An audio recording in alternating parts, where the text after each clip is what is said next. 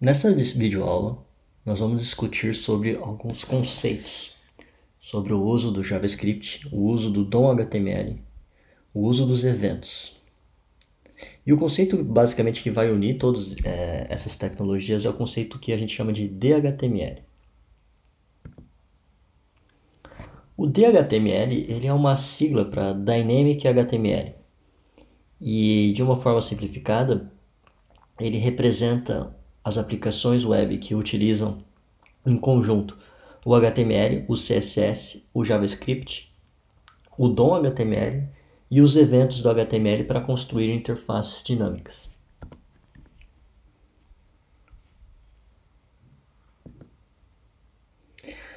Esse é um exemplo de código que basicamente é bastante parecido com o Dialog que eu apresentei no nosso exemplo anterior.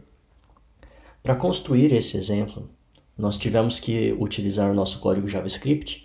Nesse código JavaScript nós utilizávamos um método para recuperar o elemento botão da nossa dentro da estrutura DOM. Em seguida eu acrescentei um listener de evento de clique para esse elemento, que quando ele for clicado vai ser chamado uma determinada função. E dentro dessa função, o que eu faço basicamente, eu recupero o meu elemento e eu altero o atributo class dele para fazer um componente aparecer. A funcionalidade que nós implementamos na aula anterior foi alguma coisa muito parecida com esse exemplo que eu estou mostrando, em que eu tenho um botãozinho, eu clico nesse botãozinho e aí aparece uma caixa amarela na tela. O que eu queria ilustrar para vocês desse exemplo de código especificamente é que ele é um exemplo de implementação do conceito de DHTML. Para construir esse código, é necessário ter entendimento sobre a linguagem JavaScript. É interessante que vocês tenham entendimento sobre o uso do DOM HTML, de sua estrutura, dos seus métodos, como ele funciona. É interessante vocês entenderem também sobre a parte de eventos do HTML. Necessariamente vocês precisam também entender sobre o CSS e, obviamente, o HTML. Então, nesse cenário aqui, essa implementação, para vocês entenderem como ela funciona totalmente, vocês precisam conhecer todos esses conceitos. E, basicamente, nesse exemplo simples de aplicação, nós implementamos essa ideia de DHTML, né, que seria uma sigla para Dynamic HTML. Considerando o modelo de uma aplicação Ajax, que nós vimos em aulas anteriores, nesse exemplo de código, nós estamos implementando essa primeira parte de cima do nosso modelo da nossa aplicação Ajax, de forma que o nosso código JavaScript, que a gente implementou o nosso motor Ajax, baseado em todas essas tecnologias do DHTML. E o nosso motor Ajax ele era responsável por interagir com o usuário, de forma que o cliente, a cada interação dele, ele manda uma requisição para o nosso motor Ajax, e o nosso motor Ajax ele atualiza a interface, e por sua vez o cliente ele pode ficar inserindo múltiplas alterações e sempre recebendo uma alteração de interface nesse contexto.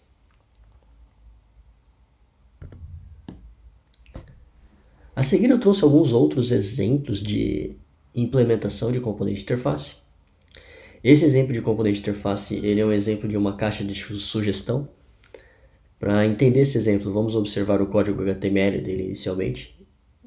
No primeiro momento podem observar que ele tem um elemento input e depois ele tem um elemento L, que eu coloquei só dois L's ali, mas na verdade ele teria como se fosse uma lista de vários L's.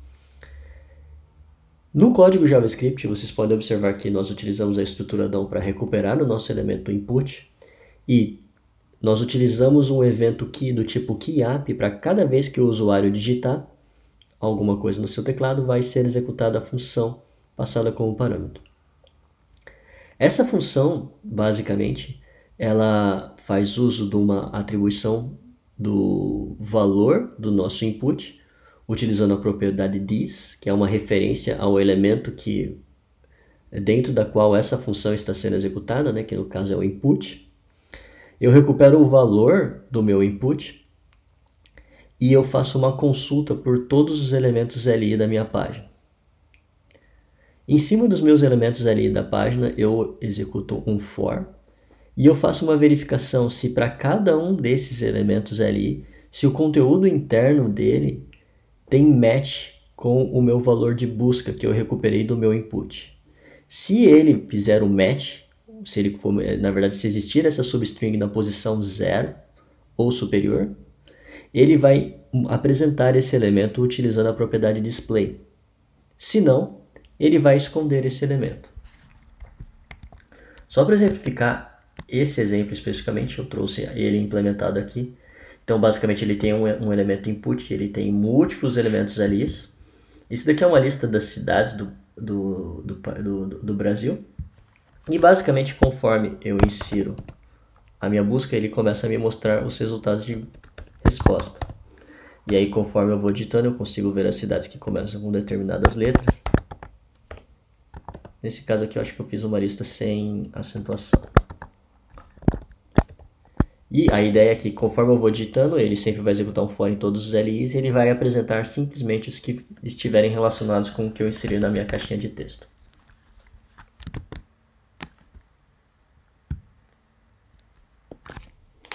Um outro exemplo de código que eu trouxe foi um elemento do tipo tooltip.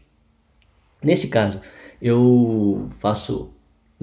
eu só trouxe o código JavaScript, mas eu faço uma consulta dentro da minha estrutura HTML, procurando pelo meu elemento com uma classe tooltip_holder, e eu utilizo um outro tipo de evento, que é um evento do tipo mouseover. O mouseover, ele é um evento que é lançado toda vez que eu passo o mouse sobre um determinado elemento. Uma vez que eu realizo o mouseover, o que eu vou estar executando, observem, dentro da função, eu faço um if de verificação se o tooltip existe na minha tela. Se ele existir, eu simplesmente retorno, porque eu não quero colocar o tooltip. Em seguida, eu crio um elemento do tipo div e eu recupero um texto a partir do elemento que disparou o evento mouseover.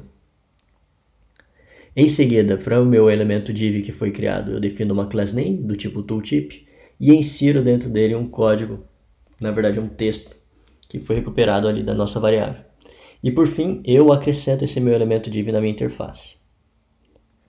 Nesse exemplo, nós também fazemos uso de um outro tipo de evento, que é o evento de mouseout, que é esse evento ele é representado quando eu faço o mouseover e quando eu tiro o mouse de cima do meu elemento. E basicamente essa implementação ela só foi executada para remover o meu tooltip se eu tirar o mouse de cima do meu elemento. Só para exemplificar a utilização desse elemento, basicamente essa daqui é a interface desse código. E a ideia basicamente é que eu tenho um link ali, e quando eu passo o link em cima, ele aparece uma tooltip. Quando eu tiro o mouse de cima, a tooltip ela some.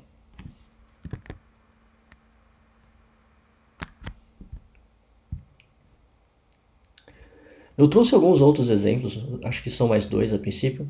Nesse exemplo eu fiz uma implementação do que seria um slideshow. O que vocês podem observar é que eu tenho um div com uma imagem inserida dentro dele. Eu defini algumas regras CSS ali dentro, de forma que o meu div ele vai ter um tamanho limitado em 300 pixels por 250 pixels, e ele vai ter a característica de overflow hidden, ou seja, qualquer elemento dentro dele que fugir dessas dimensões não vai aparecer.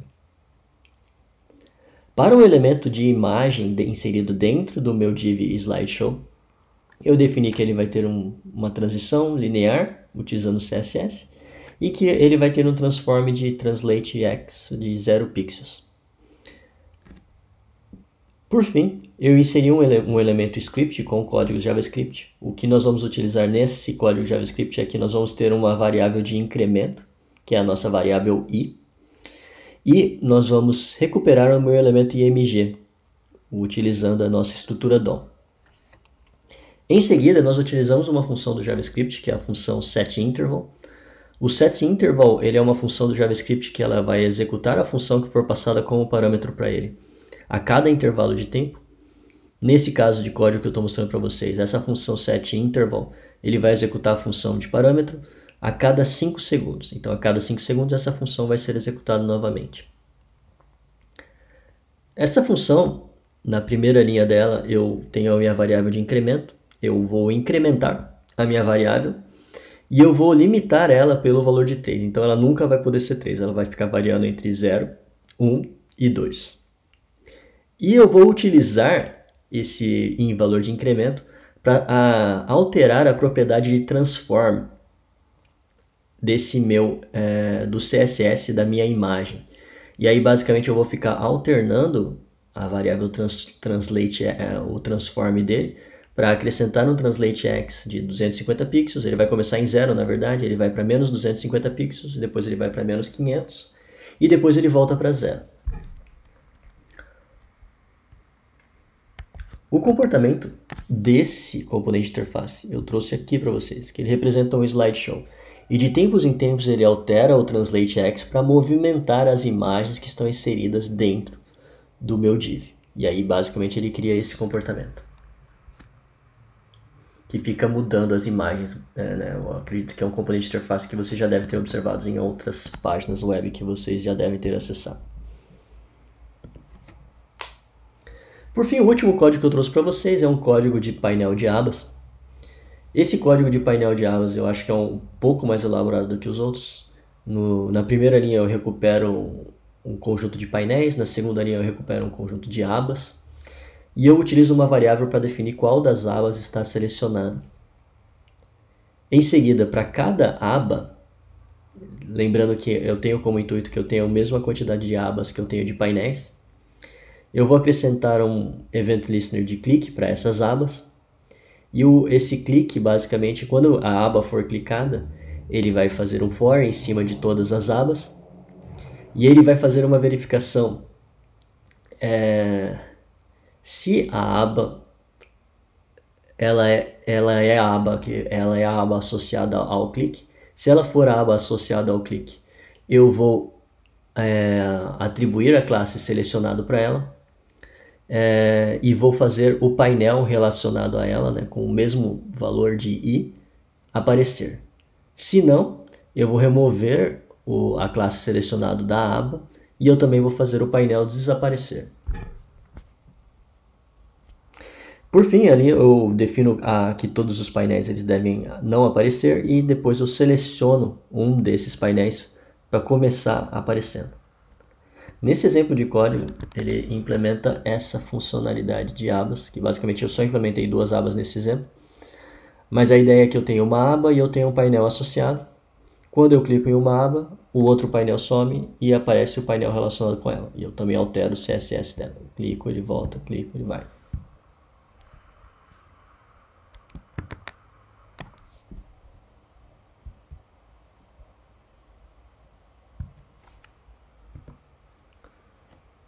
O que é interessante vocês estudarem para estar implementando esse tipo de aplicações, né? E o que falta para vocês estudarem.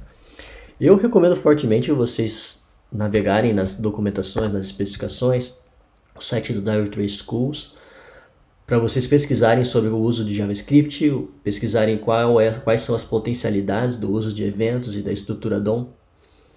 Nos próximos materiais de aula nós vamos estar estudando um pouco sobre Ajax. É interessante vocês darem uma estudada também sobre os conceitos de HTML5, como utilizar, como implementar. CSS, vocês devem ter observado que também é um requisito para conseguir implementar essas aplicações. Existem aplicações que fazem uso de funcionalidades mais elaboradas, com controle de imagens por meio do JavaScript, que utilizam o elemento Canvas ou os elementos SVG, entre outras funcionalidades.